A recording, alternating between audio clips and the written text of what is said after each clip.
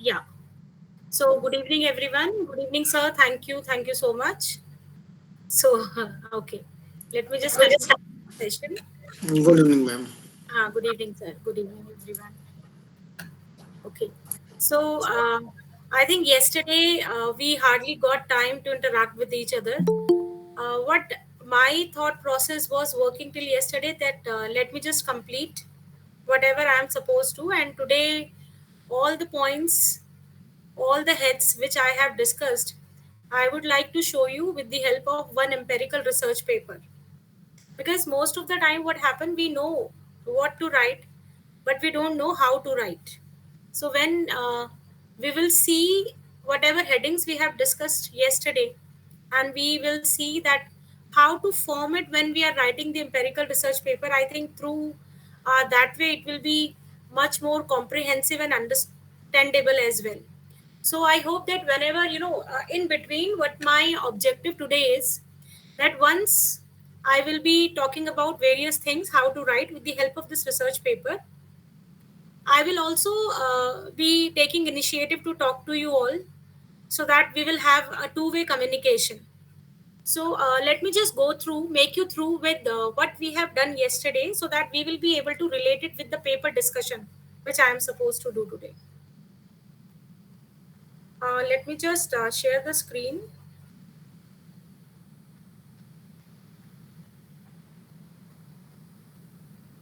Okay, I think the screen is visible.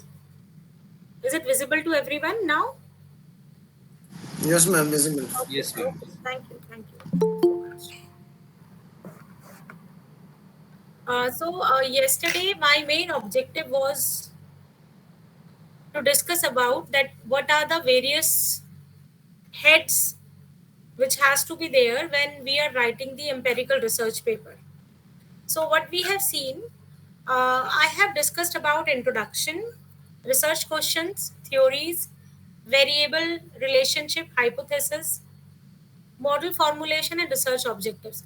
So till yesterday my main objective was to tell you all that what are the things and in what flow these things should come in the research paper. But moreover today, with the help of a paper, with the help of the hands-on experience, that actually what comes in the introduction, what comes in the research question. So that is the reason I have taken the paper which I have mentioned yesterday as well, that this is one of the awarded paper of Emerald, and whatever headings we have seen, so I will be taking the headings one by one so that we will know in exact manner how to write it. The paper is adoption of digital payment system in the era of demonetization in India. And we know that when this kind of situation occurred way back, it was the time period of November 8, 2016. So, as I have told you yesterday, that whenever the introduction is written, there are some journals which demands that the paper size should be of 50 or 40 to 50 pages. But then also the very leading journals and reputed journals, they also demand that the introduction should be a perfect summary of the whole paper, and it should not be more than 1.5 page. So as I told you yesterday, that whenever we will be uh, writing the introduction of any paper, it should be contained of the introduction, what are the gaps which are there, basically what we know, what we don't know, which will come in the form of gap, and what is the problem. So if you see this paper, because that's this particular paper is talking about demonetization, in the first paragraph the researcher was able to tell the exact situation, what was the situation at that particular time. And as we have discussed yesterday, that with the topic, if we are able to identify or explain about the industry little bit with the problem, that makes the introduction complete.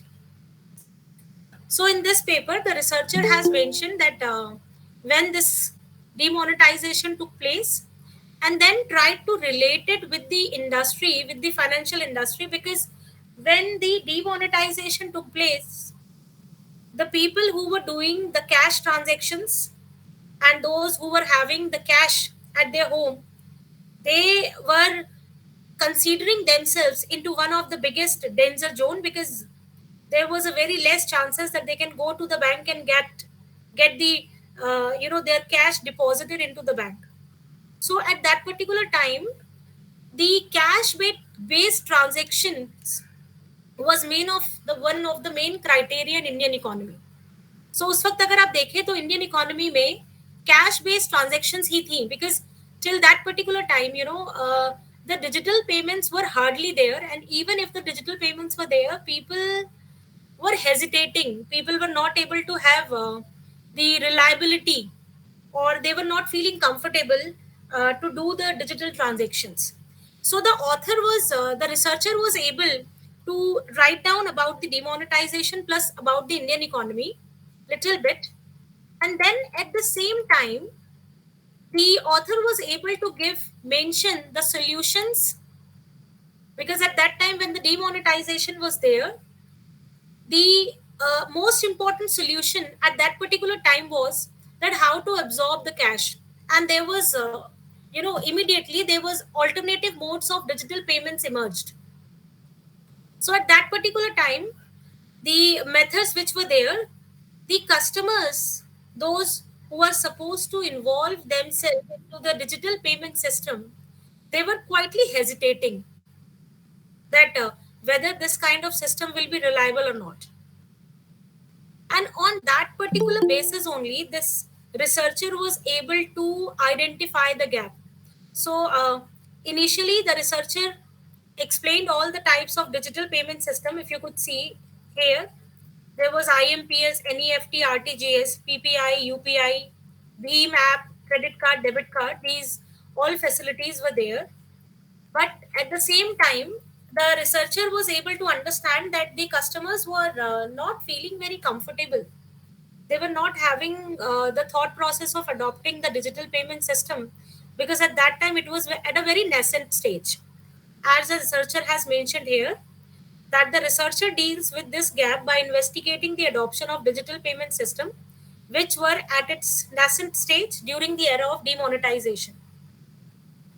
So in this particular introduction, the researcher was able to define each and everything. First of all, what is the current situation, to which industry the current situation belongs to, what we know about the current industry, what were the alternative modes of the digital payments were available, and what is the problem which is being identified the researcher.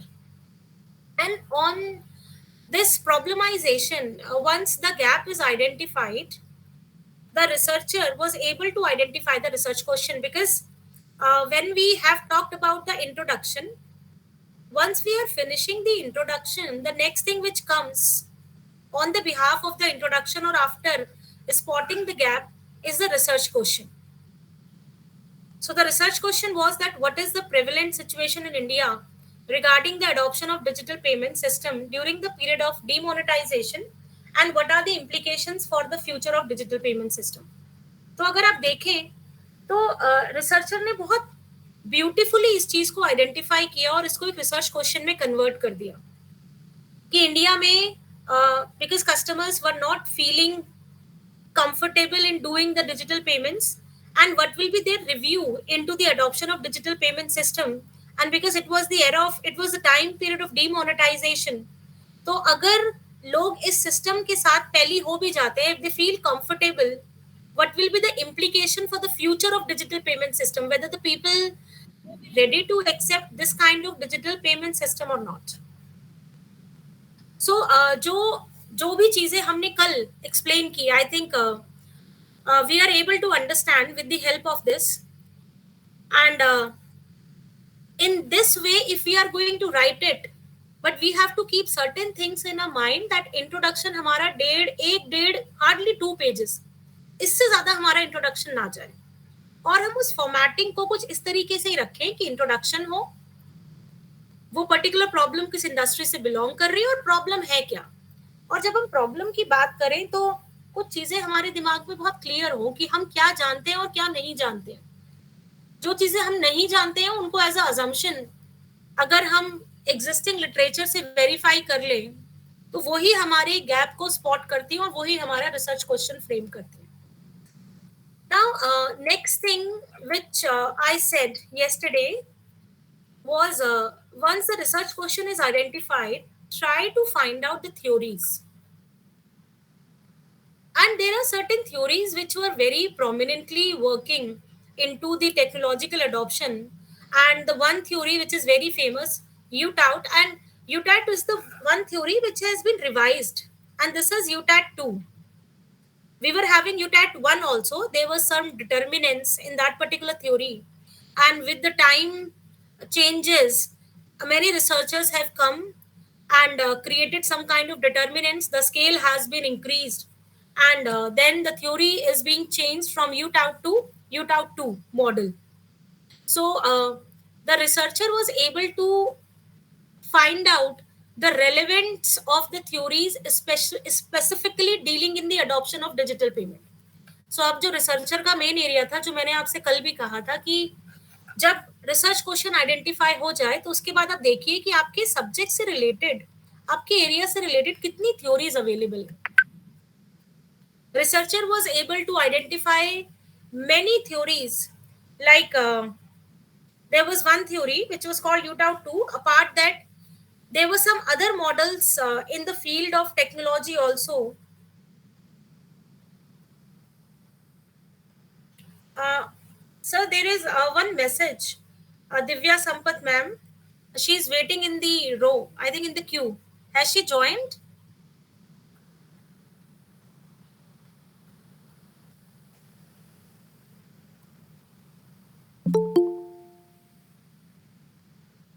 Yeah. Rajiv sir or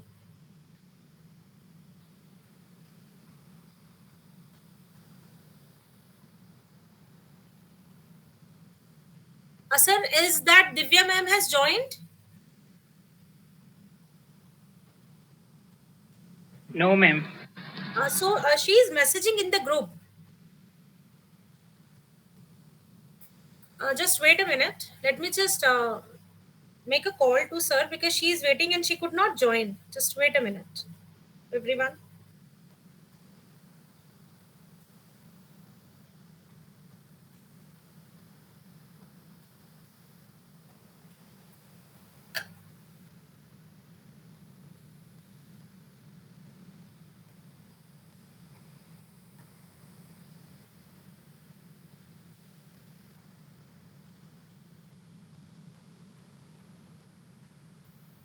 Even I think sir is not picking up the call. Okay, let's just continue. Okay, सो अभी जो मैंने introduction के बारे में बात की और आप लोगों को दिखाया अभी कि रिसर्च पेपर में इंट्रोडक्शन का क्या रेलेवेंस है, is that clear to all of you? You are you okay the way the things have been explained? Yes, and ma'am. As I Yes, have ma'am. Shown you the research paper, like Yes, ma'am. are you able to correlate it? Yes, yes. It's Okay, okay, ma'am. okay, fine, fine. So if there is anything like if you want to ask in between, because the way I have explained the things, I would like to just explain it with the help of research paper. So if there is any point of Yes. time you think that there is any confusion, you can ask me in between. Because when I will be explaining the paper, I will be just going in the flow. Otherwise, the flow breaks sometimes in between. So let me just again share the screen with you all. And if any point of time you have any query, please raise hand and just ask me. Okay. So wherever we are talking about the empirical paper, once the research question is identified, we are supposed to find out that what are the theories which are available in that field. And in this particular paper, researcher ने दो एक theory यूटाउट and इसके अलावा बहुत सारे models जो कि technology के फील्ड में काफी फेमस है, like time, technology acceptance model, and there are certain cognitive social cognitive theory in innovation diffusion theory are there which are actually in relation to the technological adoption. So the researcher was able to identify few of the theories, even the underpinning theories, which were basically underpinning theories, which were basically taken up by the researcher after explaining all the theories in this, were basically two. The one was IRT and the second one was UTOUT. Now, these two models are being taken, and we will say that these two theories were taken into the support of identifying items, identifying constructs. So these two theories are being explained, and the TAM, when we say TAM, TAM is the full form. TAM says technological acceptance model. तो जरूरी नहीं है कि 2 से 3 theories का ही combination लिया जाए. कई बार हम एक ही थ्योरी को लेकर के उसी के बिहाफ पे चीजों को एक्सप्लेन करते हैं, और जब हम थ्योरेटिकल इम्प्लीकेशन देते हैं लास्ट में, तो हो सकता है कि उस थ्योरी में हम कोई भी सजेशन देना चाहें. तो इस रिसर्च पेपर में रिसर्चर ने काफी सारी थ्योरीज को स्टडी किया, और सारी थ्योरीज को स्टडी करने के बाद the researcher was able to understand that these two theories can be integrated into this paper, and the researcher has exactly done in that way.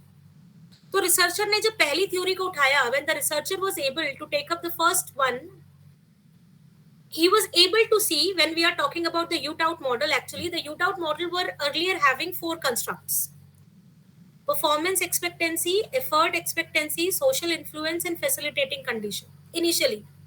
But once these studies are being conducted, and the research took progressively taken by other researchers, the UTOUT 2 model has been launched, and rather than 4, there were approximately 7 constructs which were framed. And those 7 constructs were like PEE, SI, hedonic motivation, price value, habit. So all those factors were taken into the study, and in this particular research, the researcher has considered and taken only 6 constructs. So there is one point which we have to understand, that even if we are taking any theory in a paper, जरूरी नहीं है कि हम सारे के सारे constructs को अपने पेपर में लें. ये बिल्कुल भी जरूरी नहीं है. अब अगर आप इस कॉन्सेप्ट को देखें, इस टॉपिक को देखें, demonetisation. So during the demonetisation government ने सारी फैसिलिटीज फ्री कर दी थी. Even if we are going in bank and depositing the money, and even if we are just exchanging the money at a petrol pump, so in whatever ways we are doing the transaction, तो price value एक ऐसा factor है जो हमें अपनी study में लेने की जरूरत नहीं है. If you are able to justify that point, that is more than enough. So researcher ने भी यही किया है इसमें. जो UTOUT model है, that UTOUT model has one point which is called to be the price value, और because price value का इस पेपर में कोई consideration नहीं है, तो फाइनली रिसर्चर ने जब इस पेपर में कंस्ट्रक्ट्स को लिया इस थ्योरी से, तो उसने केवल 6 ही कंस्ट्रक्ट्स को लिया. The person was taken only 6 constructs, and he left PV. And the way I have identified to you that PV को क्यों नहीं लिया, I have explained you, because price value का कोई point नहीं है उस वक्त. Price value was no more needed at that particular time. Now, the second theory which was taken by the researcher is called the innovation resistance theory. और innovation resistance theory को इसलिए लिया गया, the reason was because people were basically reluctant initially when these kind of digital payments were there. So लोग काफी reluctant feel कर रहे थे, and this particular theory shows the challenges behind the acceptance of any of the technology, maybe by the organization or maybe by the individuals. So जो second theory हमारी है innovation resistance theory, वो इसीलिए ली गई. और एक चीज जो बहुत इजीली हम लोग जस्टिफाई कर सकते हैं पेपर में, कि अगर हमारा टॉपिक की डिमांड है, if there is a demand of the paper to mix 2 theories, we can do that. There is no urgency into that, and if we are able to justify it, so if we are able to justify that we are working on 2 theories, we can take it. So keep in just be very comfortable, because बहुत सारे ऐसे papers हैं जिसमें 2-3 theories को mix करके integrate करके papers को लिखा जाता है. बस हमें एक रेफरेंसेस की, सॉलिड एविडेंसेस की जरूरत है. सेम इस रिसर्च पेपर में यही किया गया.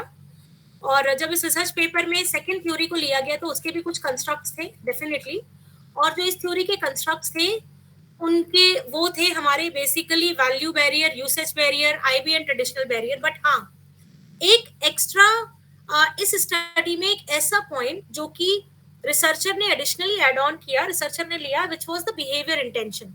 So apart all these constructs, there was one more construct which is considered to be a very important variable, and the researcher was able to take it.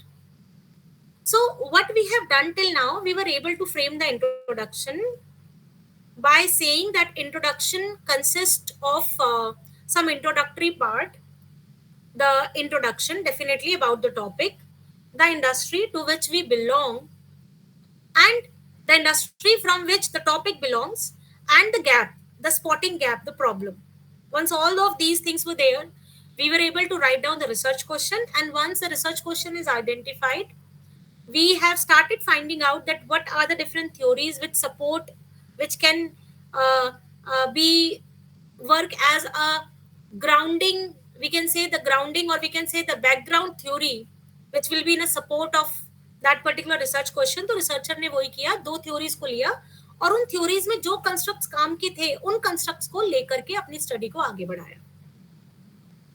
Now the next thing which I told you, that after, once the theory is being designed, we are supposed to find out the research objectives and the relationship between the different variables.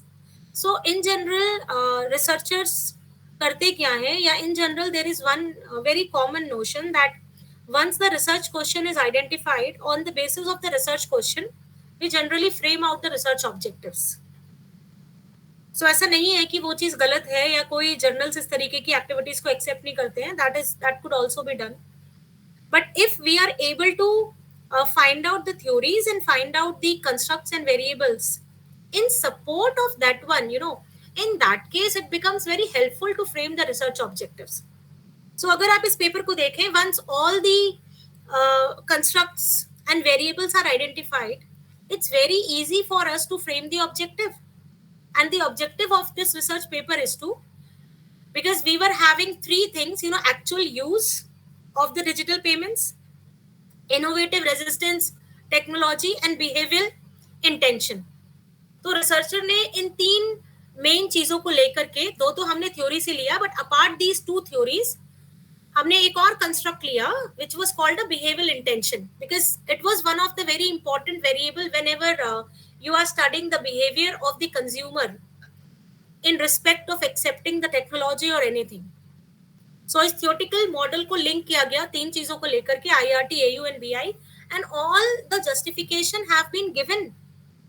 हम ये सारा justification ऊपर दे चुके हैं, तो हम चाहे तो आगे इस justification को और रेफरेंसेस से स्ट्रॉन्ग कर सकते हैं.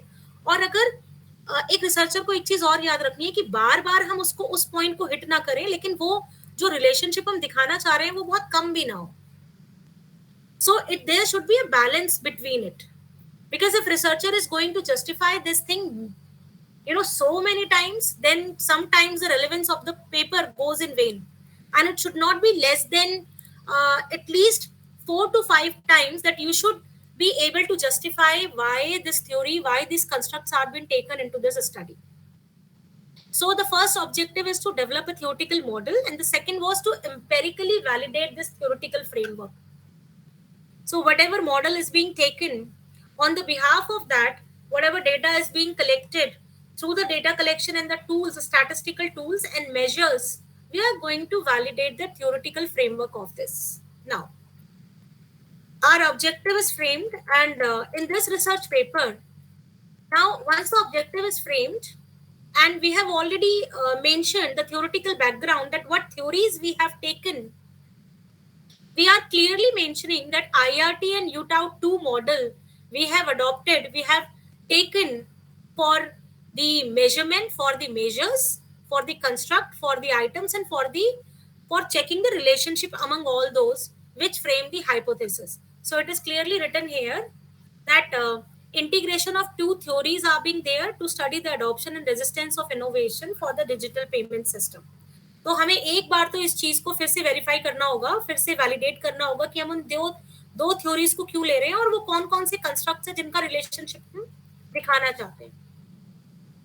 So now, when we are able to identify the constructs and we are able to justify it with the theories, I think you are able to understand, because like a few paragraphs back, when we were explaining the theories, we have mentioned the behavioral intention. And to measure the behavioral intention, these are the items which are taken. And to explain the construct innovation resistance, these are the constructs which, these are the items like which we have taken. So now, based on, because our first objective is to create the relationship between BI, IR, and AU. If you could see in these three, these are the 3 points which have to be, shown the relationship, which is the main objective. And once this relationship will be established, we are supposed to verify this with the data which we have collected. So if you see, it becomes very easy for us to frame the hypothesis. If you could see, my first hypothesis could be that there is a strong relationship between performance expectancy and behavioral intention. तो जितने भी हम लोगों ने constructs के points लिए explain करने के लिए, हम उन सबके साथ एक हाइपोथेसिस एस्टेब्लिश कर सकते हैं. सो ये एक ऐसा पेपर है जिसमें 14 हाइपोथेसिस आपको दिखाई देंगी. And this is up to us कि हम कौन कौन से कंट्रोल वेरिएबल्स लेते हैं, ये हमारे ऊपर है. अगर हमें लगता है कि स्टडी बहुत नई है और हम कुछ कंट्रोल वेरिएबल से उस स्टडी को कंट्रोल कर सकते हैं, may be that could be one of the mediator, could be one of the moderator. And most of the time control variables वहां लिए जाते हैं जहां पे आपको अजम्पशंस को जस्टिफाई करना हो, या आप उस स्टडी को लिमिट करना चाहते हैं मे बी, और उस स्टडी को एग्जेम्पलीफाई करना चाहते हैं maybe through any of the region, maybe आप एज के टर्म्स में, जेंडर के टर्म्स में. सो यहाँ पे अगर आप इस पर्टिकुलर फ्रेमवर्क को देखें, सो कैश पेमेंट सिस्टम को एक ऐसा कंट्रोल वेरिएबल लिया गया है जिसके साथ हाइपोथेसिस दो कंस्ट्रक्ट के साथ हमारी प्रूफ की गई है. तो पहली अगर आप देखें तो हमारी 6 hypothesis, there are 6 hypothesis which are framed. If I just go down, you could see that the first hypothesis is that PE positively influenced BI to use digital payment system. Performance expectancy, this is PE, is having a strong relationship with BI. And why? Because the BI, if it is strong, definitely the people will be in a situation to understand and to have the actual use of digital payment system. So likewise, in this paper, all those hypotheses are framed. This is the first hypothesis. This is the second hypothesis, third one, fourth. And remember one thing. Now, this is the point which we have to remember.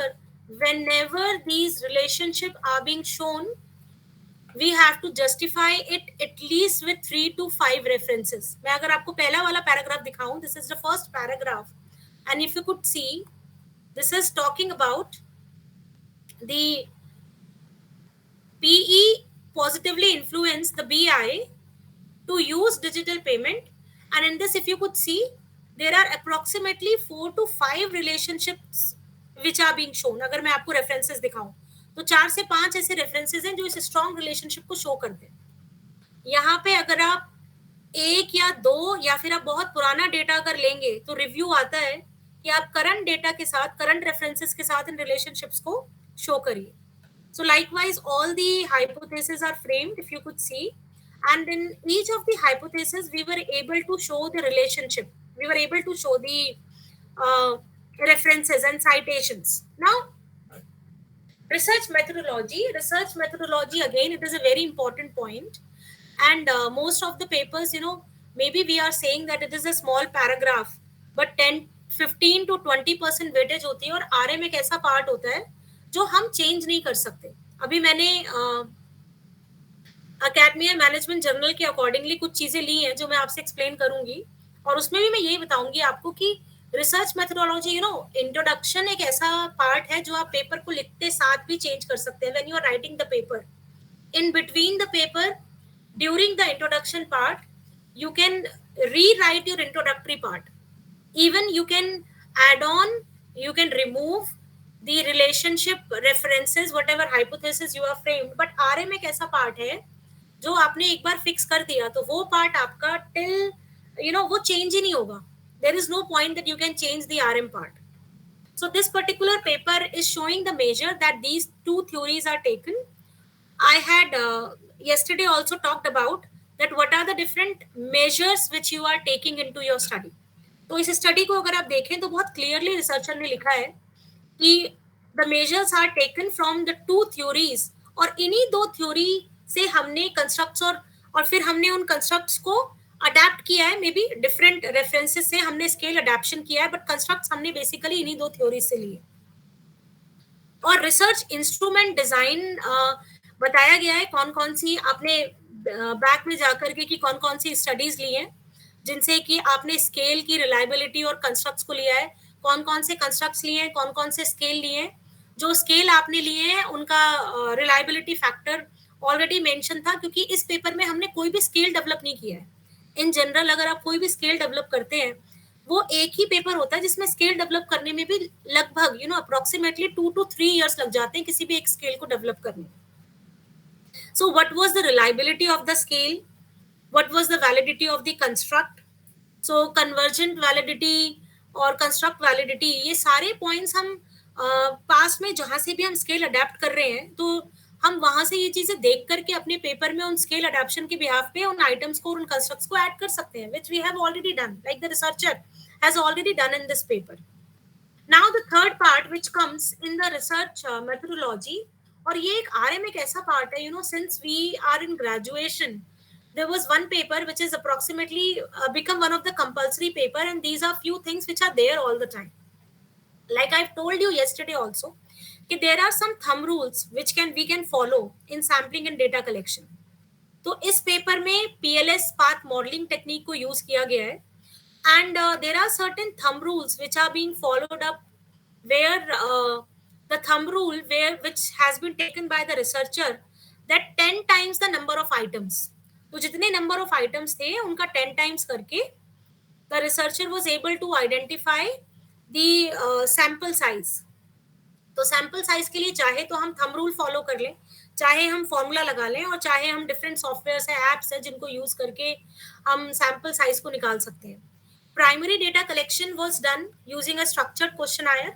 हमारी ये study किसी भी तरीके की exploratory study नहीं थी. हमने इसको एक प्रॉपरली डिस्क्रिप्टिव एम्पेरिकल स्टडी के रूप में ही सेलेक्ट किया है, और हमने जितना भी डेटा कलेक्शन इस पर्टिकुलर रिसर्च पेपर में अगर आप देखें तो रिसर्चर का पॉइंट ऑफ व्यू है. सो उस पॉइंट ऑफ व्यू से there was a structured questionnaire which was administered to the respondents. And the respondent may, because at that time the time period was of demonetization, so respondent included the people from restaurants, cafes, markets, bus stand, railway station, jahan bhi, wherever the researcher was able to find out the people, because at that particular time everybody was affected, sabhi log affected the demonetization se. और जहां हर consumer हर customer affected है demonetization से, तो एक adoption of digital payment system was the only choice which was left, and everybody was hesitating towards the adoption of digital payment system. So उस case में जितने भी हमारे अवेलेबल प्लेसेस थे, बैंक में काम करने वाला एम्प्लॉई हो, बैंक के बाहर खड़े होने वाले लोग हो, so there was something which was there. Just wait a minute, I'm just taking a minute.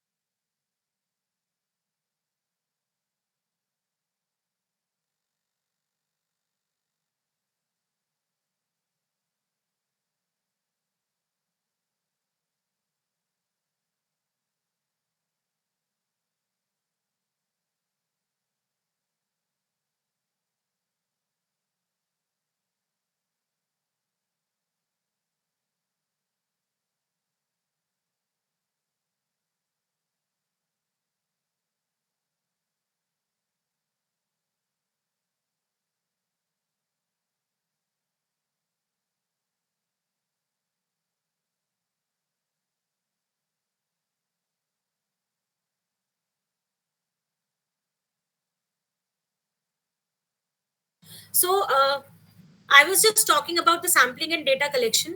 अब आप मुझे ये बताइए कि जितनी भी चीजें अभी तक मैंने बताई, आपको इंट्रोडक्शन के बारे में बताया, कैसे इंट्रोडक्शन लिखा जाएगा एक पेपर से, उसको पूरा एग्जाम्पलीफाई किया. रिसर्च क्वेश्चंस आपको कब फ्रेम करने हैं? जब एम्पेरिकल रिसर्च पेपर लिखा जा रहा है, उसमें थ्योरीज का क्या रोल है? If we are able to identify the theories and if we are able to integrate it, तो हम वो कंस्ट्रक्ट जो हमारे काम के कंस्ट्रक्ट है उनको तो हम ले ही रहे हैं. Apart that, in this paper the behavioural intention is one of the variable which is taken. So एक थ्योरी, एक से ज्यादा थ्योरी का इंटीग्रेशन हम कर सकते हैं. So what is your understanding, like what do you want to say? आप लोग क्या कहेंगे इसमें? Is that clear till now? You have anything to ask? Madam, Yes. Yes.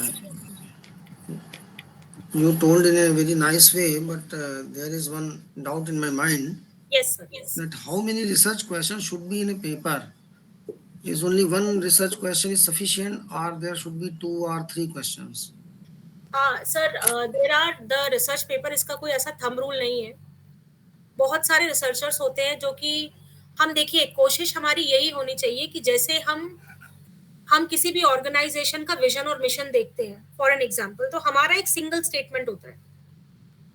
तो जितने भी लीडिंग जर्नल्स में पब्लिश रिसर्च पेपर्स हैं, वहां पे रिसर्च क्वेश्चन को अगर हम सिंगल हैंडेडली, बिकॉज जो हमारा गैप स्पॉटिंग है, अगर वो हमें क्लियर है, तो हम उस गैप स्पॉटिंग को एक सिंगल स्टेटमेंट में अगर फ्रेम कर दें, तो वो हमारे लिए इजी टू कैरी ऑन होता है. अगर हम उस रिसर्च क्वेश्चन को एक पर्टिकुलर स्टेटमेंट में कॉम्प्रिहेंसिवली नहीं लिख पा रहे और हमें लग रहा है कि हम उस पर्टिकुलर गैप को जो हमने आइडेंटिफाई किया है, like when there are SLR, जो हम सिस्टमैटिक लिटरेचर रिव्यू करते हैं, और आजकल बहुत सारे तरीके हैं लिटरेचर रिव्यू करने के, और एक्सटेंडेड लिटरेचर रिव्यू पे बहुत पेपर्स पब्लिश होते हैं. तो मोस्ट ऑफ द टाइम जो रिसर्चर होता है, उसके एक नहीं 2 से 3 रिसर्च क्वेश्चंस माइंड में आते हैं उसके, कि हम ऑथर वाइज अगर हम किसी चीज को फाइंड कर सके, what will be the different trends which may come out once we are going to analyse this. तो it's better to write your research question in a single statement. एक research question जिसको आप आगे पूरी तरीके से कैरी कर सकते हैं टिल द कंक्लूजन. जो भी उस रिसर्च पेपर को रीड करेगा, anyone who is going to read the research paper, I think the person will also be able to understand in a very clear way ki okay, that was the problem which is identified, and you will also be able to carry on this, because research question को अगर आप एक statement में लिखते हैं, तो उसको complete करने के लिए you may have 2 to 3 research objectives. आपके रिसर्च ऑब्जेक्टिव्स 2 से 3 हो सकते हैं. तो मेरा सजेशन तो सर यही है, और रिसर्च पेपर्स में होता भी है, कि जो एक comprehensive statement in the form of research question लिखा जाता है, उसे आप अच्छे से आगे जस्टिफाई कर पाते हैं with the help of research objectives. Okay, thank you, ma'am. Anything else, anyone? So, Gurumurthy ji, Arundhati ji, are you listening to me? Yes. Sunita Kumari ji, Tanya Shirodkar. Yes, you looks to be a very, like, through your photo, you looks to be a very young researcher. So, Tanya ji, any doubt till now, or you want to say anything in between? Because I will be definitely continuing. Till now, everything is clear? Okay, no doubt. Okay, fine. Okay, fine. Okay. Yeah, Guru Murthy ji, yes, you unmuted yourself. I actually called your name. So, what is your understanding that the flow which I have told you, it should go in the same way? Once we have to complete the introduction, then research question, then we should talk about the theories, and then we should frame the objectives. Exactly. Yes, I follow. Exactly. It is good way. Carry on, madam. Okay, fine. So you are with me. Fine. Thank you. So let me just continue now.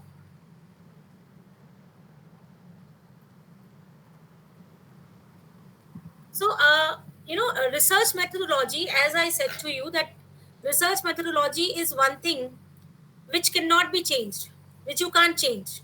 It is not possible to change it. once it is finalized we have to be stick with that.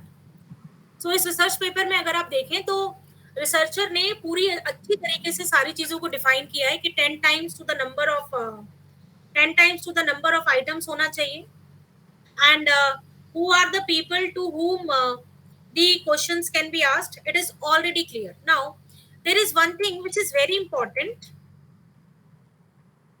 Once the research methodology is defined, so now there is one important thing which is mentioned here in this paper, reflective and formative. I have explained deliberately these two things yesterday.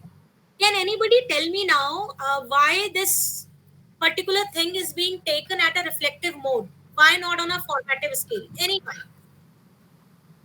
जरा आपसे discussion भी हो जाए, because इस paper में बहुत clearly लिखा गया है कि रिफ्लेक्टिव स्केल पे क्वेश्चंस को फ्रेम किया गया है.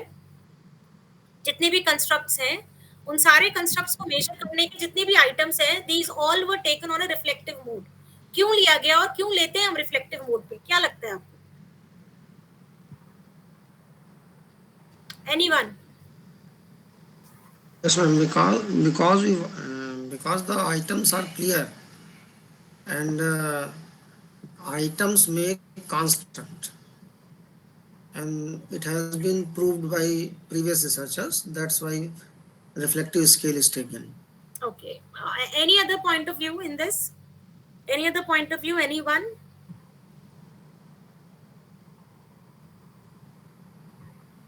विश्वा नायक जी, what do you say? Okay, तो मैं इसमें थोड़ा सा इनपुट और देना चाहूंगी. मेरा पॉइंट ऑफ व्यू देखिए, समझिएगा. Rajiv Kumar ji, very well, very clearly you have mention what was there in, definitely, but there is one thing. मेरा एक क्वेश्चन है आप सभी से, अगर आप लोग आंसर दे सके तो दीजिए प्लीज.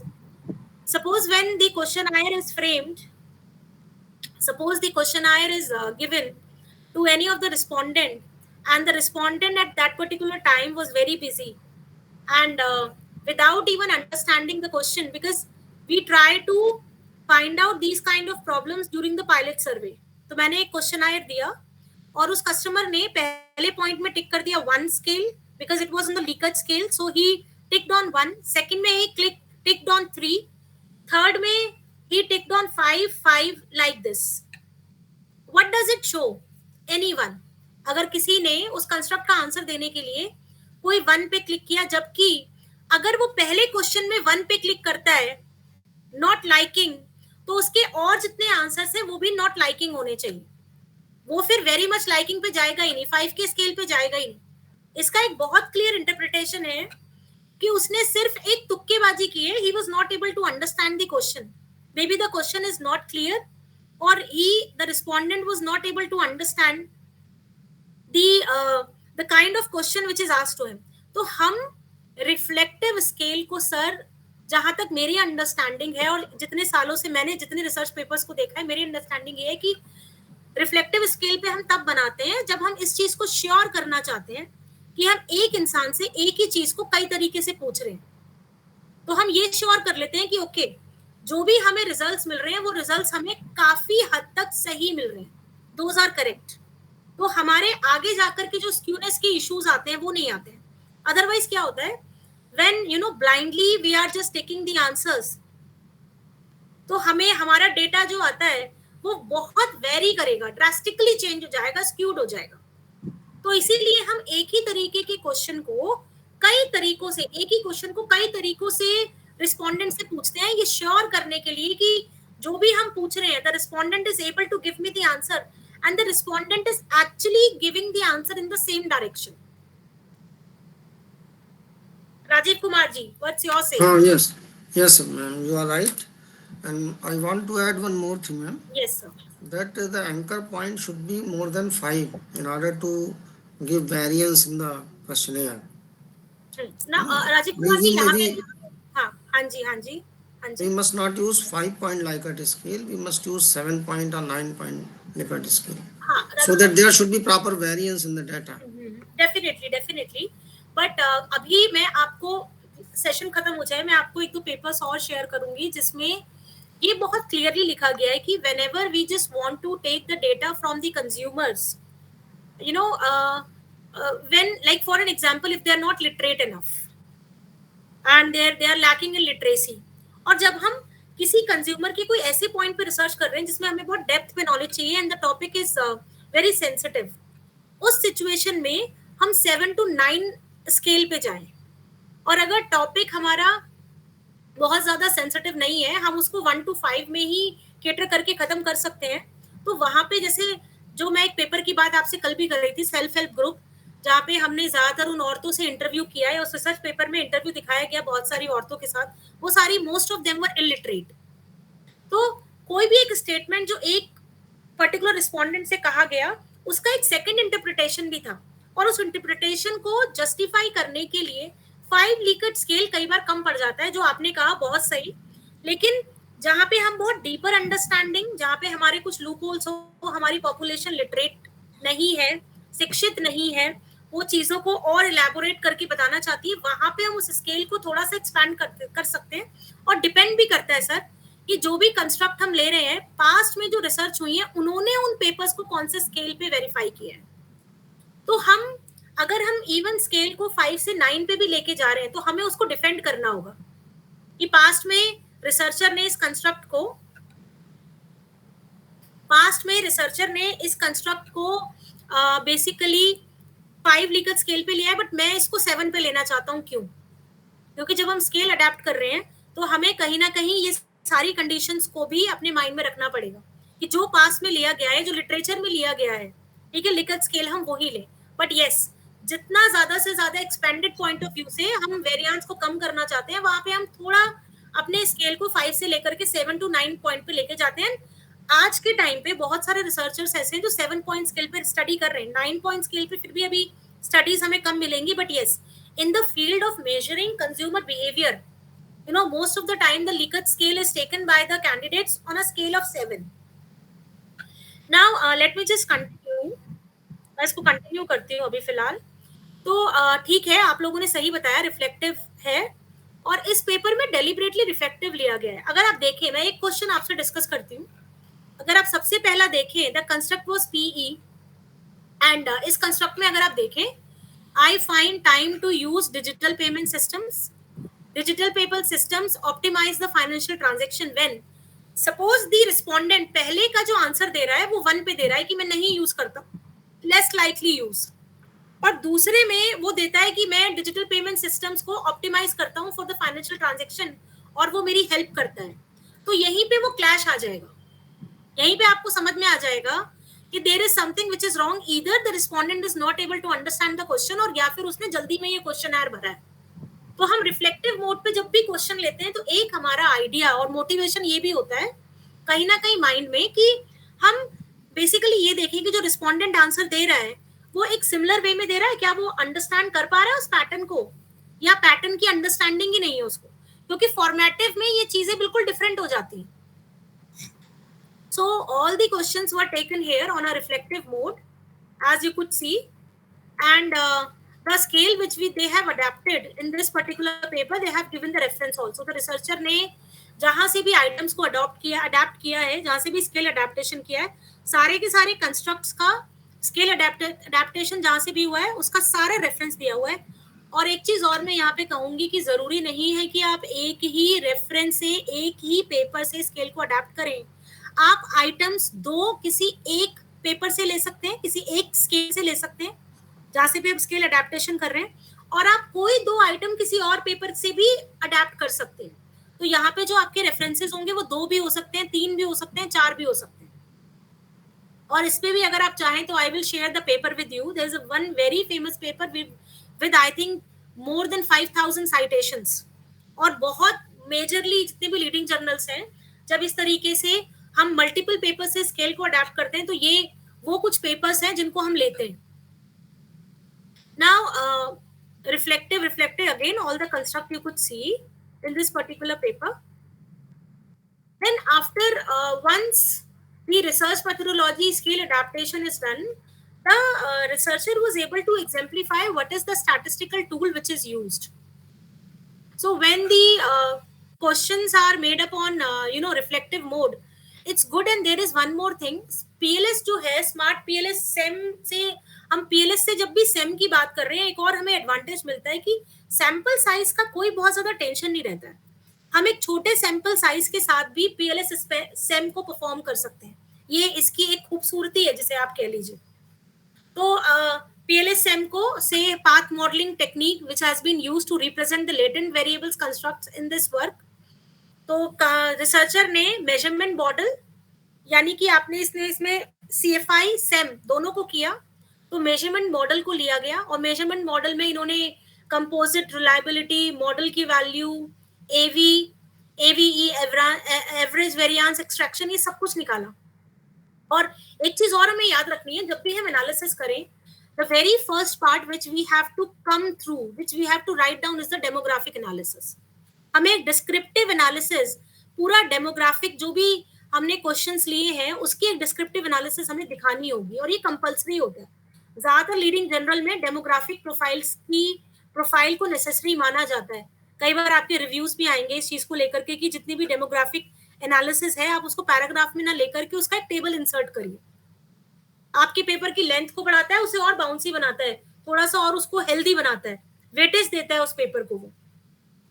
सो आपने डेमोग्राफिक एनालिसिस करी, स्ट्रक्चर मॉडल्स का आपने रिजल्ट दिखाया, ठीक है, और जो भी आपने क्रॉनबेक अल्फा की वैल्यू निकाली, क्रॉनबेक अल्फा की वैल्यू निकाल करके आपने प्रॉपरली उस चीज को रिलायबिलिटी चेक करी। अब जब नेक्स्ट टाइम कोई भी इस पेपर को लिख रहा है वो आराम से इन सारे कंस्ट्रक्ट्स को ले सकता है, बिकॉज सारे के सारे फैक्टर्स का रिलायबिलिटी चेक हो चुका है with the help of Cronbach alpha. So हम भी इसी तरीके से लेते हैं, जब हम लिटरेचर से कोई भी कंस्ट्रक्ट ले रहे हैं, हम कोई भी स्केल अडेप्टेशन कर रहे हैं और वहां पे अगर हमें उस कंस्ट्रक्ट की क्रॉनबेक अल्फा की वैल्यू, एवी की वैल्यू, सीआर की वैल्यू दी गई है, तो हमारे लिए बहुत इजी है उस कंस्ट्रक्ट को लेना, बिकॉज वो कंस्ट्रक्ट ऑलरेडी वेरीफाइड है। नए स्केल को अगर आप लेंगे टाइम लगेगा, हो सकता है 2 से 3 रिविजन आए, बट हाँ आपने अगर उस चीज को डिफेंड कर दिया, और टाइम टेकिंग भी है। तो इनिशियली जब एम्पेरिकल काइंड ऑफ और डिस्क्रिप्टिव काइंड ऑफ स्टडी करी जा रही है, रिसर्च पेपर लिखे जा रहे हैं, तो इट्स एडवाइजेबल कि आप जहां से भी स्केल अडेप्ट करें उनकी एवी, सीआर और क्रॉनबैक की वैल्यू लिखें। और यहाँ पे खैर अब जब रिसर्चर ने खुद ही सारी वैल्यूज क्रिएट कर ली हैं, तो हम इन सबको बेस बना के हम ले सकते हैं, हम अगर कोई भी नया रिसर्च पेपर लिख रहे हैं। देन उसके बाद जो इम्पोर्टेंट चीज है, यहाँ पे हमने सारी चीजें डिस्क्रिमिनेंट, वैलिडिटी वगैरह सब दिखाई, सारी हाइपोथेसिस टेस्टिंग करी, और यहाँ पे हम लोग एंडोजीनियस लेटेंट कंस्ट्रक्ट दिखाया। इसका बहुत मेजर रोल है इस रिसर्च पेपर में। सो एक्सोजीनियस, एंडोजीनियस, एक्सोजीनियस वेरिएबल्स होते हैं हमारे इंडिपेंडेंट वेरिएबल, और एंडोजीनियस हमारे डिपेंडेंट वेरिएबल होते हैं। तो यहाँ पे जो रिलेशनशिप दिखाई गई है, like BI to use DPS, IR to use DPS, AU to use DPS, ये जितने वेरिएबल्स का जो भी रिलेशनशिप दिखाया गया है, इसको हम आगे अभी यूज करने जा रहे हैं।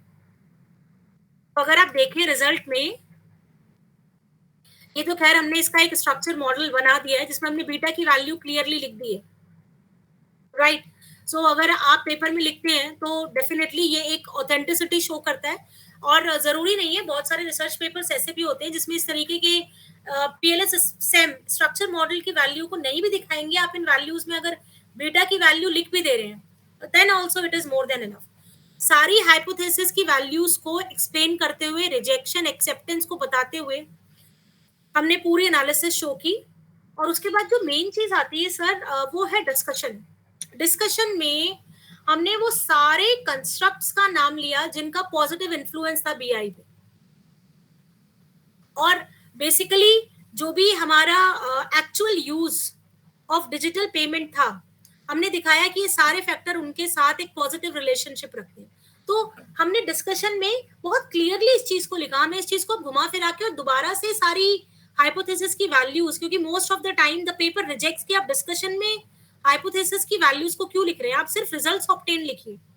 तो हाइपोथेसिस आपकी एक्सेप्ट हुई, पॉजिटिव रिलेशनशिप थी कि नहीं, आप इन सब चीजों को लिख करके सपोर्ट में कुछ ना कुछ पेपर्स लिटरेचर से, जो भी आपका ROL आपने किया है उसमें कुछ रेफरेंसेस उठा करके इसको जस्टिफाई जरूर करिए। तो जैसे अगर मैं कहूं कि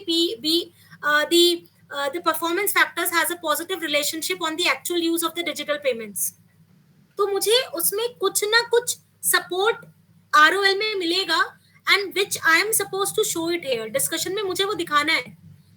कि ये जो सिग्निफिकेंट इन्फ्लुएंस आया है, पास में भी कुछ पेपर्स हैं जिसमें आया है इस तरीके का सिग्निफिकेंट इन्फ्लुएंस, और अगर नहीं आया है तो हमें एक्चुअल रिपोर्ट शो करनी है, अपना रिजल्ट शो करना है।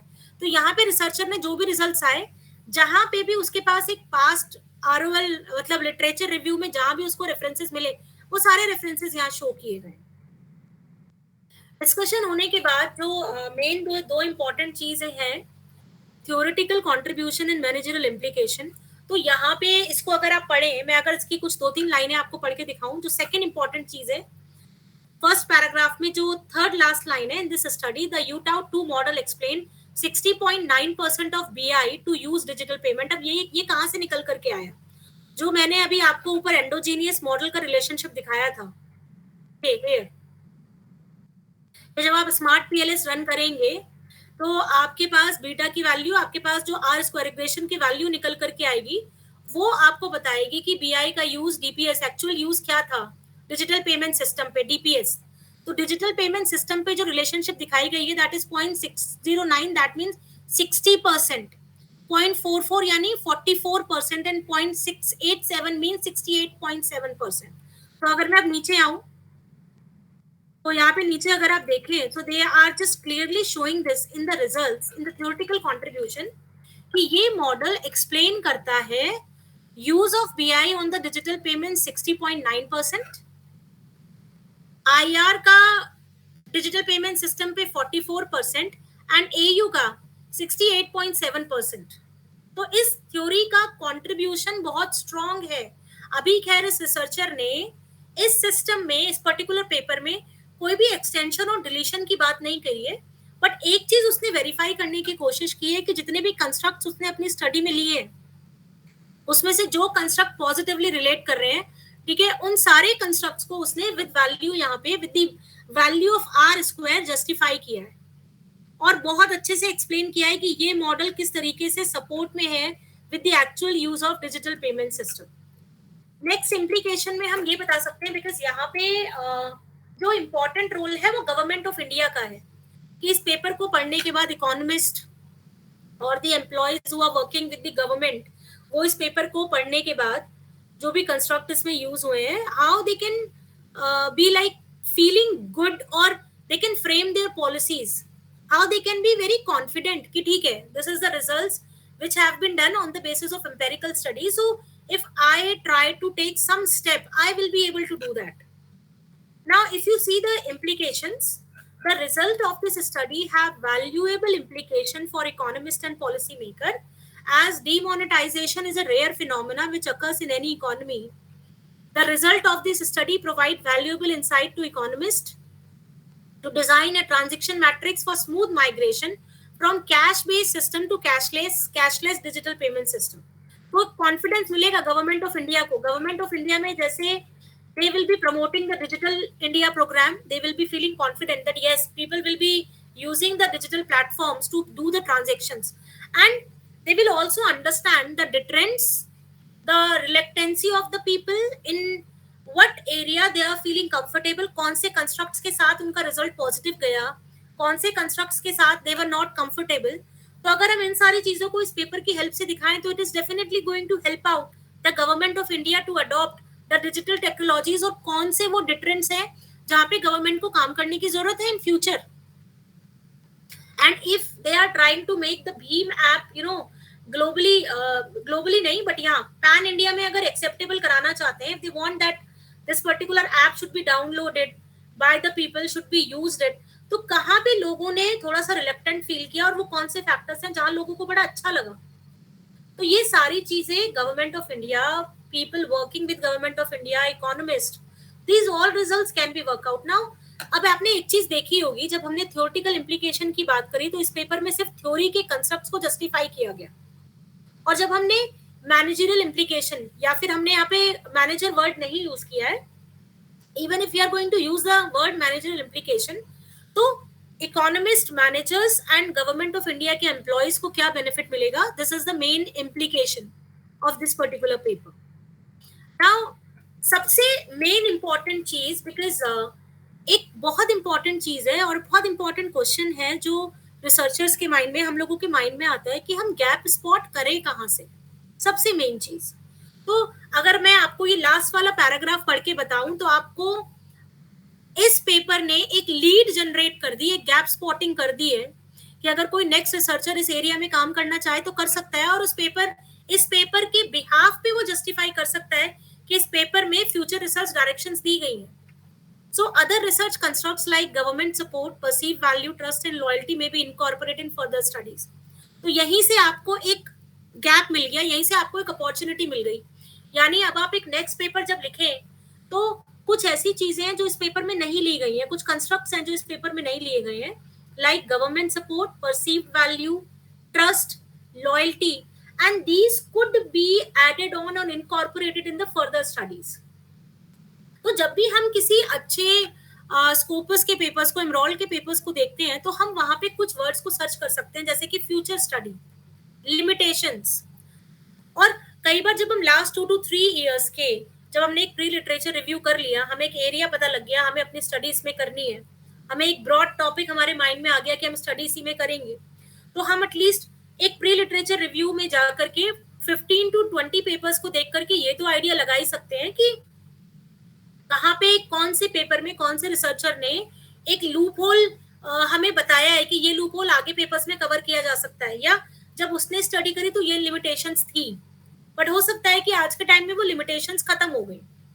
हम जरूरी नहीं है कि लिमिटेशंस जब खत्म हो गए तो आप उस पर पेपर लिख ही नहीं पाएंगे, because may be at that particular time that was the limitation. तो हमें ये भी चेक करना है, हम केवल एक ब्लाइंडली ये चीज नहीं कह सकते कि उस पेपर में उस ऑथर ने लिमिटेशन बताई थी and we will be framing the base of that particular paper and we will be spotting the gap on that behalf. We have to verify in today's scenario वो limitation अभी है भी कि नहीं, and at the same time whatever future research directions are being given, if it is 7 to 8 or 10 years old, those work are being already done by the researcher. You know, we all are living into the era of big data analytics, जहाँ पे कि इतनी fast speed में data आकर के analyse होता है. There are the tools which are there that you are receiving the data in the larger volume with a very strong velocity. So even if there is any problem which is recognized, which is being told by the researcher 7 to 8 years back, बहुत कम chances हैं कि अभी वो problem अनरिसर्च्ड होगी, किसी ने उस पर काम नहीं किया होगा. तो इसीलिए कहा जाता है कि 2 से 3 साल पुराने ही पेपर्स लीजिए, केवल उन्हीं एरियाज को लीजिए जिनमें हाँ अभी स्कोप है. किसी भी रिसर्च पेपर को लिखने में 1 साल लग जाता है अगर आप अच्छा रिसर्च पेपर लिख रहे हैं. So that was the understanding of that paper. I think whatever points I have explained yesterday, I was able to justify with the help of this particular paper. अभी मुझे एक पर्टिकुलर जर्नल को मैंने select किया है और I think अगर आप उस जर्नल को माइंड में रख के पेपर लिखते हैं तो बहुत चांसेस है कि वो पेपर सेलेक्ट होगा. I will be coming to that point. But before I come to that point, anything you want to ask me? Anything? Divya Shri Sampath ji, hi, how are you? It was a very nice question asked yesterday. So, what do you say today? Hello, ma'am. Hi, ma'am. Hi. So, Hi. I was unfortunate in joining the call a little late. I could only come in by 7:30 okay. due to whatever the technical glitches. But yes, since I've been here and whatever I've been listening, I have no questions, ma'am. As of now, I'm clear with what you're saying. Okay, fine. Thank you. So, any other Thank you, thing ma'am. anybody wants to ask? I will feel privileged if you ask the question and if I will be able to give the answer. And even I'm not the encyclopedia. Even if I'm not able to answer, I think we all are in a learning stage. And I don't think so that I should say that I have learned everything, because at that particular time I'm going to stop myself. So even if you ask me, if I am not clear, I will definitely try to give you the answer, because I am also a learning researcher. I'm also learning by reading, by taking papers. And yes, because I have students under me, so I am supposed to take the evidences, whatever I say. So that is in my habit. I try to collect things and then try to exemplify with the help of research papers. Yes, Ajit Kumarji, you want to ask anything? Yes, ma'am. There is one doubt in my mind. I attended a workshop some time back, and the experts said that CVSM is superior to PLSM. Is it, Pardon, sir. Pardon. I could not understand. What are you that saying? CB SEM Yes. is superior than PLSM. Okay. Any causes which they have mentioned? Did they like? Actually, I was new at the time, Hmm. and as I remember, they told that endogeneity. I'm a little bit confused. That endogeneity problem they were talking about. Sir actually most of the time when we talk about the PLSM, this is सबसे तो खूबसूरती उस सबसे अच्छी जो है उस particular software की वो यही है, स्टैटिस्टिकल सॉफ्टवेयर की।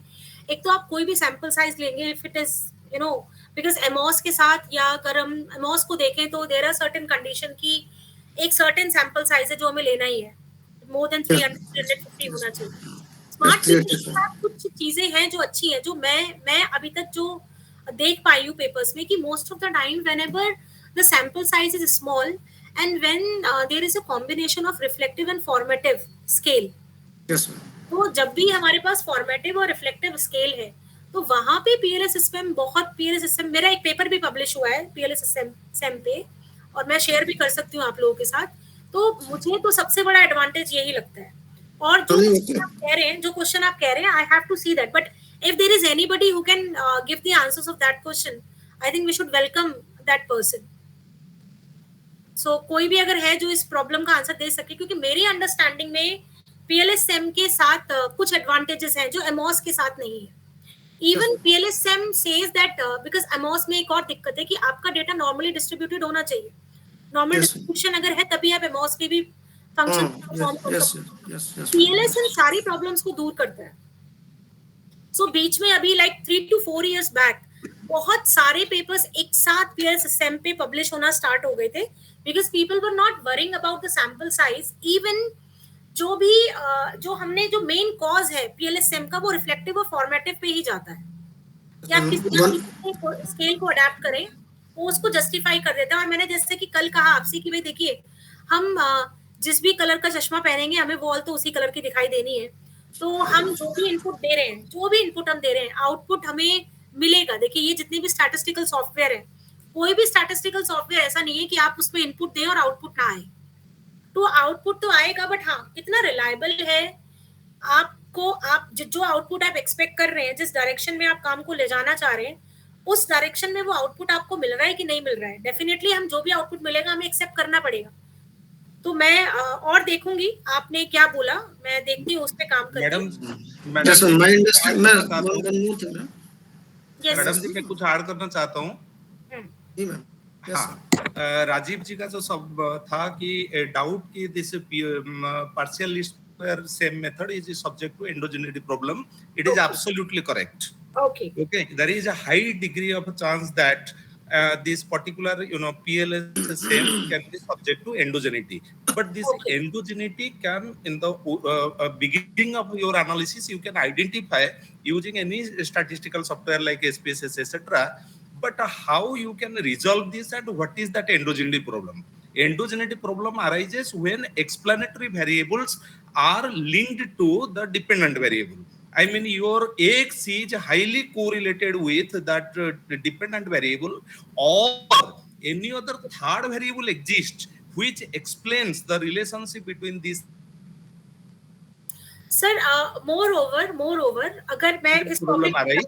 अगर मैं इस So, topic, yes Mishra ji, yes you are correct so what how you can deal with this endogeneity problem? You have to look at the construct. So when you look at the construct, then only you can identify which missing item is creating this problem. So if you can add that item, then appropriately it can actually resolve. If the third item or third reason or cause or factor is there which can which is creating actually this problem. But if dependent and independent variables are highly correlated, then you have to look at the theory. So if the underlying theory is wrongly chosen, then there is quite possible these two dependent and independent variables are highly correlated, and then only you can actually resolve the problem of endogeneity. So this is nothing to do with any software or any thing, but this is some statistical issue, and this PLS method is subject to high degree of endogeneity. So we have to look back our construct and theoretical underpinning. This is my understanding as far as yeah, Mishra sir, you are correct. But whenever we talk about these kind of endogeneity problem, we have to know the optimization errors, residuals, definitely between the constructs which are taking place. So if sometimes what happens, due to the high correlation between the constructs, because PLS-SEM में हमें ये सारी चीजें दिखती हैं, आपको एंडोजेनिटी का issue भी वहां पे पता लग जाता है, और जब हम किसी भी सॉफ्टवेयर के थ्रू ऑप्टिमाइजेशन पे जा रहे हैं तो हमें एरर्स और रेजिडुअल्स की वैल्यूज को भी बहुत ज्यादा मेंटेन करना पड़ता है, हमें इन सब चीजों को भी देखना पड़ता है. यस मिश्रा जी और नॉट? हाँ, yes. That residual correlation is very very important here. Because होता क्या है, देखिए मैं इसीलिए इस टॉपिक पे अभी नहीं, क्योंकि ये टॉपिक ऐसा है कि फिर हमें बहुत ज्यादा इसको हमें PLS को हाँ It's okay, ma'am. नहीं इट्स ओके सर, बिकॉज होता क्या है This is some methodological thing, but our discussion is not that. That is something rigorous statistical and econometric analysis. And sir, so this topic our is purpose is not to enter into that. And sir, actually the thing is, जो topic अभी sir ने पूछा एंडोजेनिटी का, this is very much related with the regression analysis. हाँ. Actually, तो जब कभी मौका मिलेगा, whenever we will study the regression analysis, regression residuals के अंडर में एंडोजेनिटी आता है, जहां तक मेरी अंडरस्टैंडिंग है. तो हमें जब भी कभी मौका मिला रिग्रेशन एनालिसिस पे आपस में मिलने का, सो डेफिनेटली हम रिग्रेशन रेजिडुअल्स के अंडर में इस टॉपिक को बहुत डिटेल में कवर कर सकते हैं. बट अभी जो माइंडसेट के साथ हम बैठे हैं, क्योंकि देखिए हो सकता है इस वर्कशॉप में बहुत सारे ऐसे लोग हों जो अभी एंडोजेनिटी का मतलब भी ना जानते, राइट? तो एंडोजेनिटी को जब हम रिग्रेशन के टर्म्स में देखेंगे, अभी तो हम इतना समझने की कोशिश कर रहे हैं कि PLS-SEM में जितनी भी चीजें हैं वो हम PLS-SEM की एडवांटेजेस को देखें, और हम जिस एम्पेरिकल रिसर्च पेपर के बारे में बात कर रहे हैं वहां पे इन सब चीजों को कैसे यूटिलाइज किया गया है. तो अगर कभी मौका मिला, डेफिनेटली हम लोग रिग्रेशन एरर, रिग्रेशन रेजिडुअल्स और ये जितनी भी चीजें हैं उसके बारे में बात कर सकते हैं. No issues into that. हाँ ठीक है, thank you Mishra ji, thank you so much. Thank you. Ma'am, I want to add one point more. That PLS-SEM is considered as superior to CV-SEM. Okay. As it has predictive validity, which is absent in CV-SEM. Okay,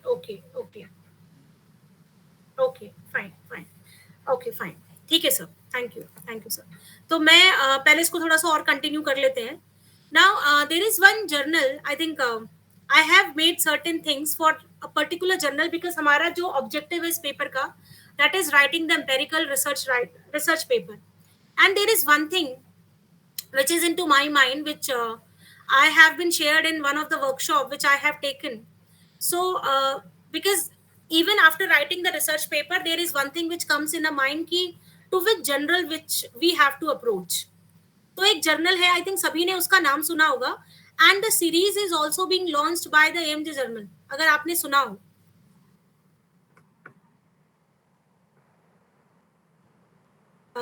let me just come. Yes, AMJ, academy of Management journal. तो highly index journal है, और most of the time when we write the empirical research paper, we don't know how to approach with that. और AMJ ने एक series निकाली है, और उस सीरीज के मैं कुछ क्रक्स लेकर के आई हूँ. अगर हम इन सब पॉइंट्स पे ध्यान दें तो AMJ में पेपर पब्लिश करना, वो भी एम्पेरिकल रिसर्च पेपर पब्लिश करना, will become very easy. It's like very easy to understand. So मेरी बस 10 से 15 मिनट में इस पे देना चाहूंगी कि how to choose the topic when specifically you are writing a empirical research paper for the Academy of Management journal. सबसे मेन चीज, the biggest thing which comes when we choose the topic, we know that there are certain challenges which are there, and there are certain grand challenges. When we talk about the science, तो science में क्या होता है? Science में there are the researchers which talk about कि these are the mathematical problems which are not resolved, or these are the experiments which are not being done. But management में challenges को find out करना is a challenge itself. So कैसे हम उन grand challenges को identify करते हैं, because we are not able to see any list. जैसे हमें मैथ में, फिजिक्स में, केमिस्ट्री में कुछ चैलेंजेस की लिस्ट मिल जाती है, और उन चैलेंजेस पे हम लोग रिसर्च पेपर लिख देते हैं, बहुत इजीली लिख जाता है अगर हम बात करें, तो मैनेजमेंट में यही चीज बहुत टिपिकल है, it's very challenging. So first of all, we should be able to understand that what are the grand challenges which are there in economy. Like for an example, if I talk about AI in today's scenario, and if I talk about prompts, writing the right prompt over the chat GPT, so it is one of the grand challenge.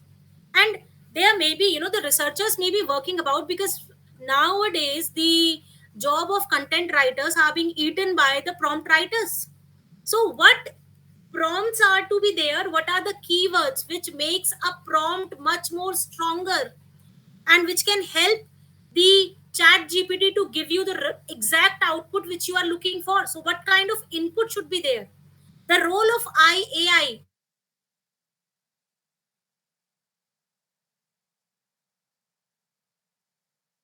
सारे grand challenges हो सकते हैं अगर हम आज के time में देखें मैनेजमेंट के टर्म्स में.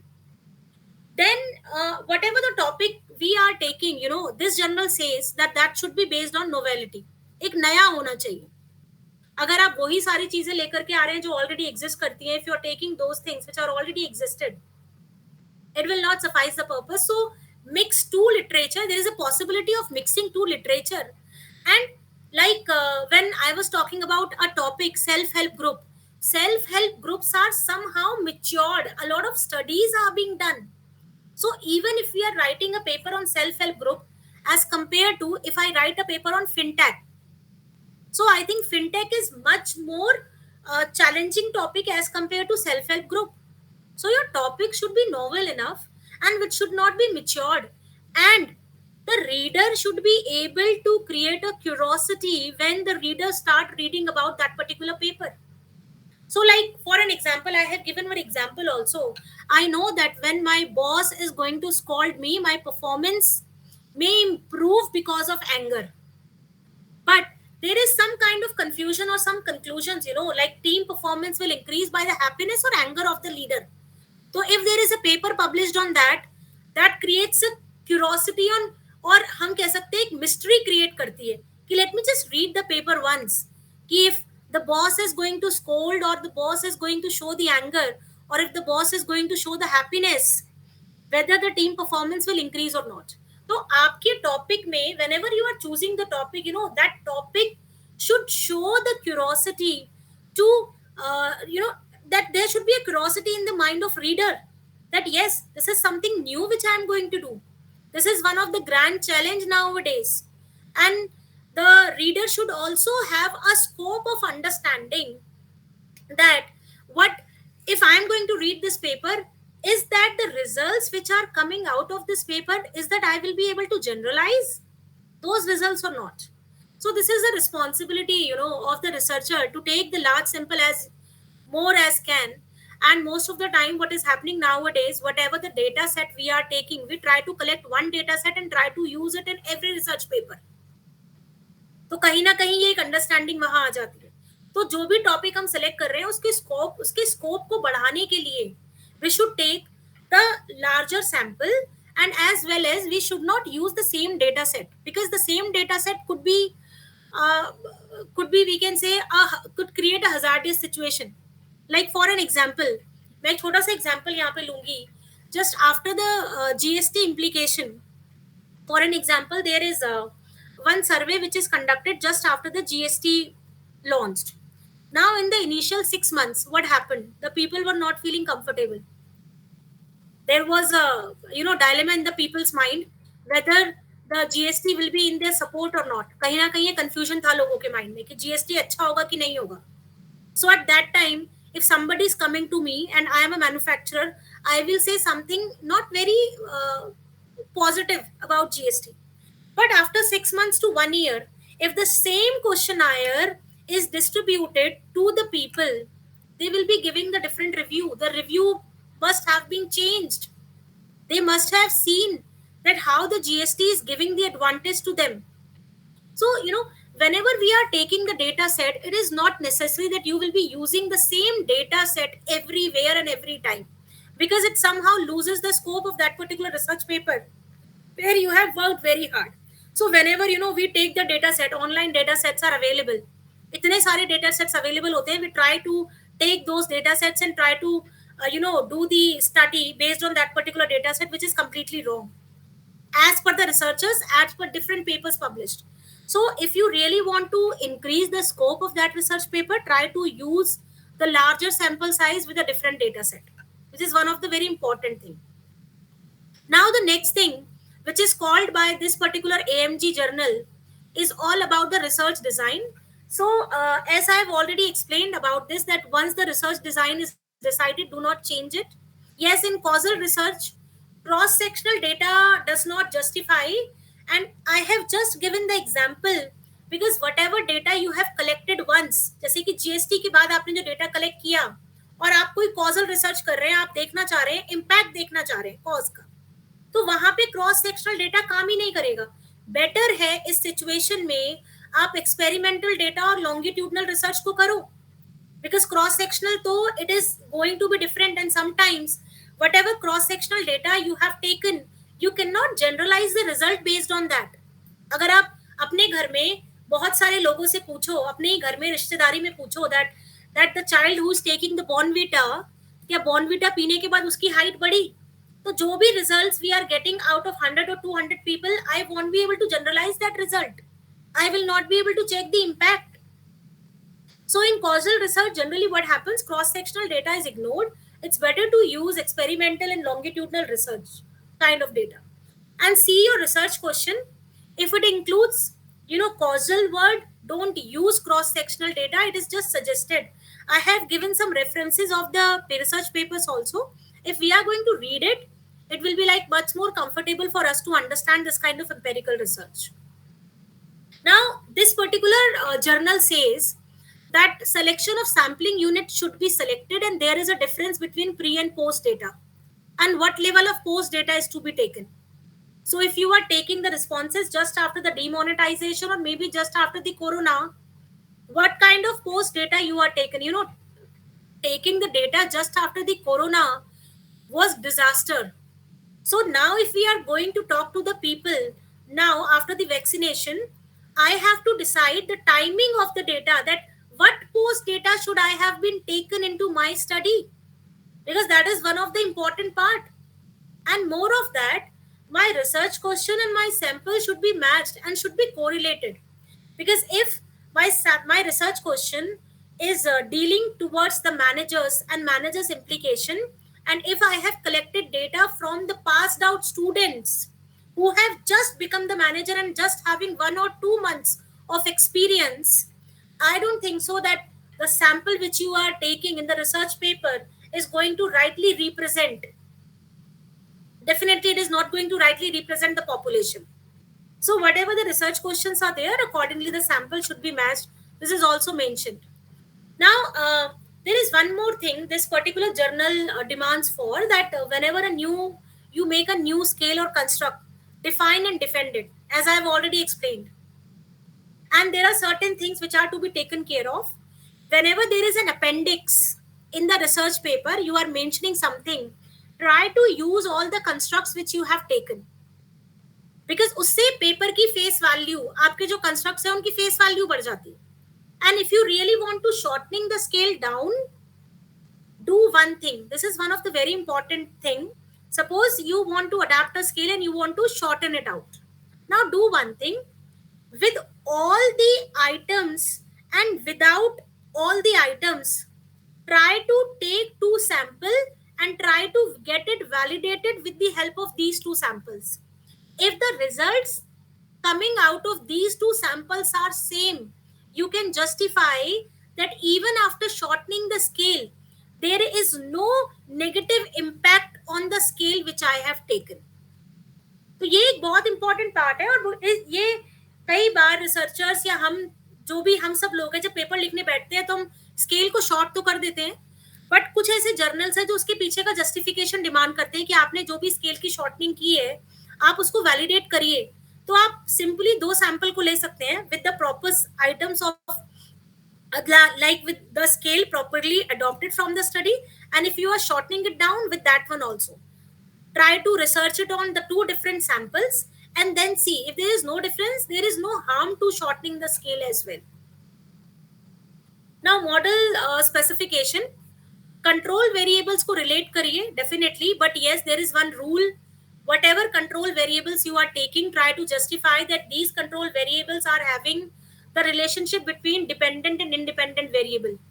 We all have to justify this theoretically, and it should not be the central variable, because once it should be the central variable, it will try to be have the maximum correlation with the dependent and independent variable, and it is going to eradicate the purpose of the study. तो control variable देखिए, हमें पहले भी मैंने ये बात बोली कि जो भी हमारा कंट्रोल वेरिएबल है उसमें जो भी मीडिएटर आप ले रहे हैं, चाहे मॉडरेटर आप ले रहे हैं, ठीक है, मॉडरेटर अगर आप ले रहे हैं तो वो तो इन्फ्लुएंस चेक करता है, मीडिएटर अगर आप ले रहे हैं तो एक रिलेशनशिप चेक करता है definitely, but whatever mediator and moderator you are taking, try to take it by considering in the mind that it should not be the central variable, and the concept through which the mediator and moderator are taken should be new one.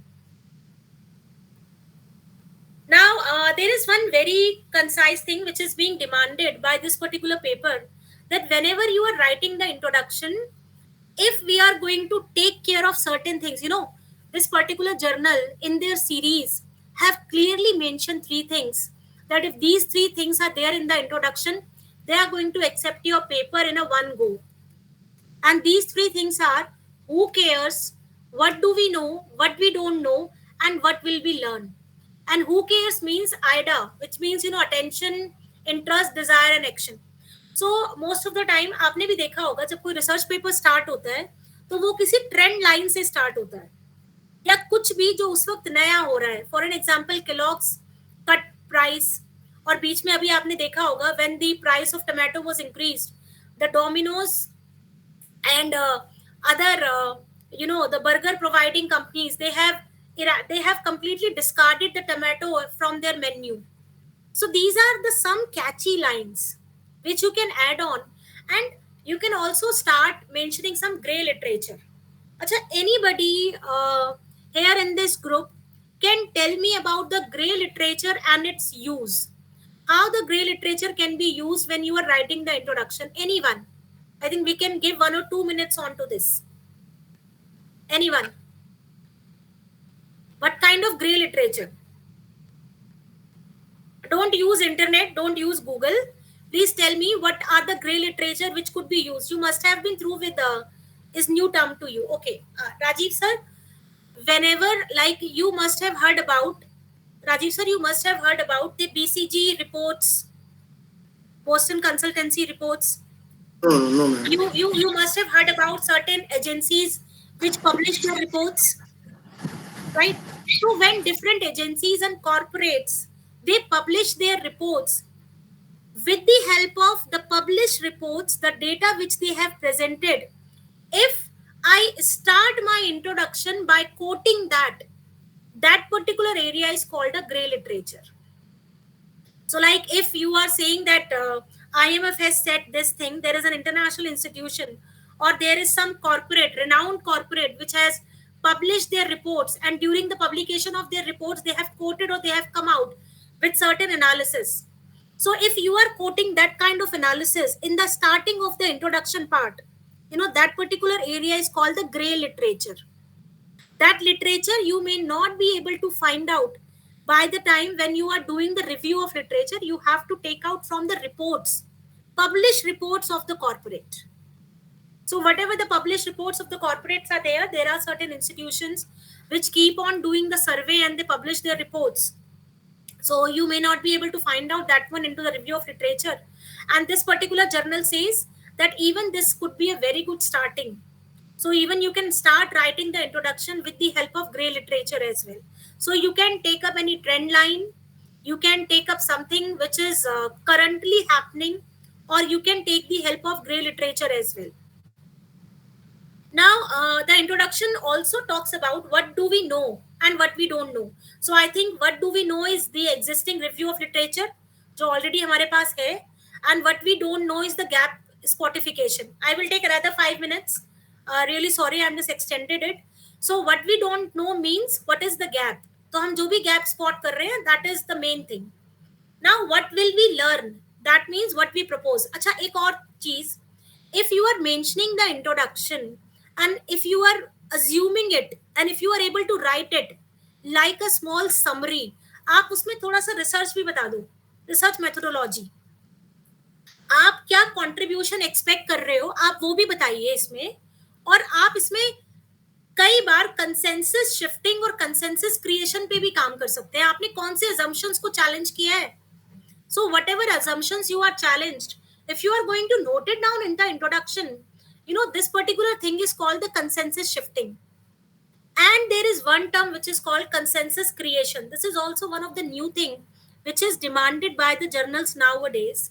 And this particular thing talks about that there is a certain point जहां पे हमें जाकर के ऐसा लगता है कि लोगों के बहुत सारे व्यू पॉइंट्स हैं. When we talk about, you know, you could see recently AI Sana on the news channel Aaj Tak. There are multiple viewpoints of the people. That some people may be favoring that it's good. It's like a non-tiring artificial intelligence. They will not tire at any point of time, but some will say that it is creating unemployment. So you try to create a debate, and you, with that particular debate, you try to create a common consensus. So even on the behalf of consensus creation, consensus shifting, the introduction can be there, but yes, we have to keep in a mind that that should not be more than 1.5, maximum of 2 pages. Most of the studies I have taken the reference, they says that 25% researchers write the introduction first, 9% says they write the introduction after the paper, and 66% people says they write the paper in between. What is the meaning in between? It means as soon as you start writing the paper, you grow yourself towards RM, hypothesis formulation. You try to rewrite the paper and again and again. तो आप ये मत सोचिए कि एक बार introduction लिख दिया तो ये फिक्स हो गया, जब तक आपका कंक्लूजन नहीं आ जाता. मैंने अभी आपसे बोला इंट्रोडक्शन में आपको वो भी लिखना है जो आप एक्सपेक्ट कर रहे हैं, आपको वो भी लिखना है थोड़ा सा जो रिसर्च मेथोडोलॉजी आप इन्वॉल्व कर रहे हैं. अगर आप ये सब चीजें तभी लिख पाएंगे जब आपका पेपर आगे बढ़ रहा है. So that is why you know, it is not possible to freeze the introduction. People do it, but at the same time, if we are just rewriting the research paper, we are just rewriting the introduction part in the research paper, that means we are working as per the flow which takes place in the research paper.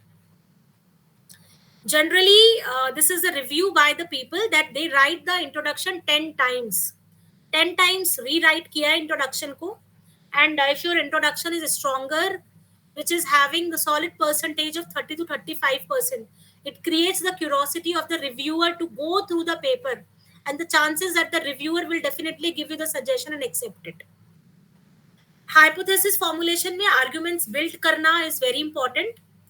Hypothesis की positioning is something, you know, which is important. यहाँ पे मैं एक चीज कहूंगी, whenever you are mentioning the literature of review, don't write it like this, that XYZ person has mentioned in this study. Rather than you write your argument first and then write the references. It's better. There are the chances whenever you will build the argument, like for an example, you are building one argument that nowadays women are getting more friendly environment as compared to men in the corporate. ये एक argument है, तो पहले आप कोई argument build करिए और उसके बाद रेफरेंसेस को लिखिए, और जितना ज्यादा साइटेशंस आप उस आर्ग्यूमेंट्स को सपोर्ट करने में यूज करेंगे, and there are certain software, I have exemplify one, publish and perish. आप इस सॉफ्टवेयर को, इस वेबसाइट को यूज करिए, आप बस वो एरिया इसमें लिखिए पब्लिश और पेरिश में, and once you will write the area, automatically जो सबसे ज्यादा साइटेड पेपर है वो आपको दिखाई देने लगेंगे. आप उन पेपर की हेल्प से अपने पेपर को, अपने रिव्यू ऑफ लिटरेचर को स्ट्रॉन्ग करिए, तो वो एक हाइपोथेसिस की पोजीशनिंग को भी स्ट्रॉन्ग करेगा. And when you are writing the highly cited papers in any of the research paper, you know, the chances are that your paper will get selected in one go. So that was from my side. I tried to come on the expectations which you people were having. So if anything, if you want to ask me, or it will be my pleasure to end with the session.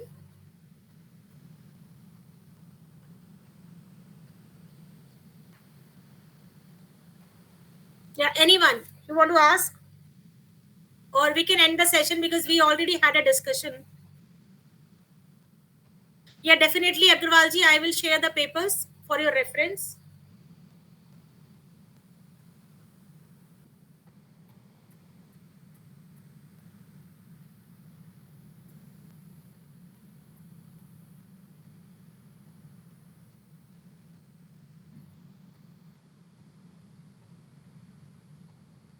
Thank you, Mishra ji. Thank you so much.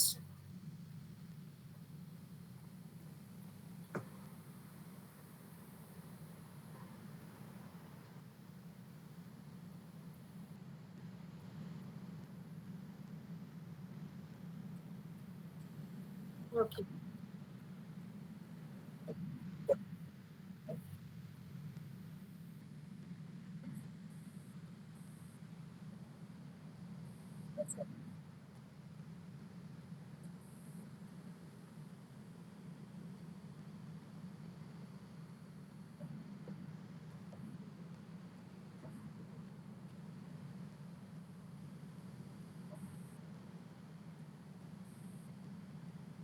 Thank you so much, everyone. Thank you so much. Thank you so much.